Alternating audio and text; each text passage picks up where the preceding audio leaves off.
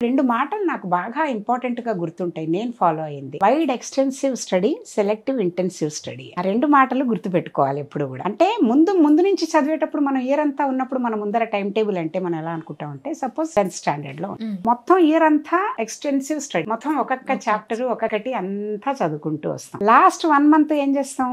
Intensive study. అప్పుడు ఏం చేస్తాం? ఆ మొత్తం ఉన్న దాంట్లోంచి ఏది ఇంపార్టెంట్, ఎక్కడ నేను వీక్ ఉన్నాను, ఏది ఇంకా కొంచెం నాకు ఎక్కువ దిగాలి, ఫండమెంటల్స్ లో నాకు కరెక్ట్ గా ఉందా, ఓన్లీ అప్లికేషన్ లో ప్రాబ్లమ్ వస్తుందా, స్పీడ్ పెంచాలా, ఇంకా కొంచెం దాని మీద కమాండ్ రావాలా, దానికి తగినట్టుగా నేను ఈ 1 మంత్ రివిజన్ ని పెట్టుకుంటాను. కాబట్టి ఇంత లాస్ట్ మినిట్ లో మనం ప్రాబ్లం అయ్యే బదులుగా వైస్ పీపుల్ కొంచెం సక్సెస్ఫుల్ వాళ్ళు ఏం చేస్తారంటే టైం టేబుల్ ముందు నుంచి పెట్టుకుంటారు సరిగ్గా. డే 1 నుంచే డే 1 ప్రతి ఇయర్ నువ్వు ముందు వచ్చే ముందు ఎలా అయితే కొత్త బుక్స్ అవన్నీ కొనుక్కుని రెడీ అవుతావు స్కూల్కి వెళ్ళడానికి అని చెప్పేసి ప్లానింగ్ కూడా ఇయర్ మొత్తానికి సరిపోయిన ప్లానింగ్ వేసుకోవాలి.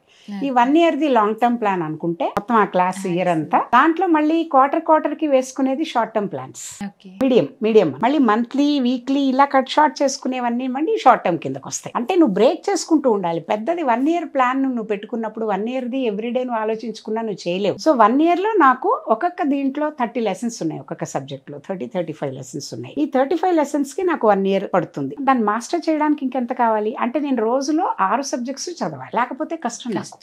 మొత్తం అన్ని కలిపి చదువుకోవాలి. నేను నాకు ఇష్టం కదా. నా దగ్గర మొన్న ఎప్పుడో కౌన్సిలింగ్ కూడా ఒకళ్ళు వచ్చినప్పుడు ఇదే ప్రాబ్లం వచ్చింది.